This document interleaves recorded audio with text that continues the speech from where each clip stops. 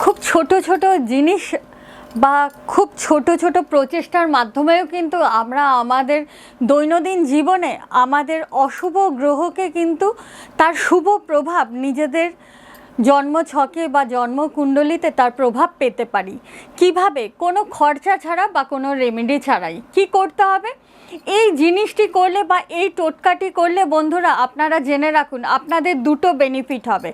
এক, আপনাদের অশুভ গ্রহের প্রভাব থেকে আপনারা তার শুভ প্রভাব পাবেন এবং অসহায় দারিদ্র মানুষের পাশেও আপনারা দাঁড়াবেন এবং সমাজের কল্যাণের কাজে আসতে পারবেন। কি করবেন?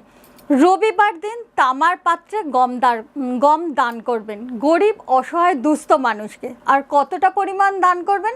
আপনার বয়স যতটা, কমপক্ষে মিনিমাম অন্তত তত গ্রাম বা তত কেজি আপনার সাধ্য মতো কিন্তু সেই গমটি দান করবেন। এতে দেখবেন ধীরে ধীরে আপনি রবির অশুভ প্রভাব থেকে বেরিয়ে এসেছেন এবং আপনি কিন্তু অজান্তে অনেক পুণ্যের কাজ করছেন।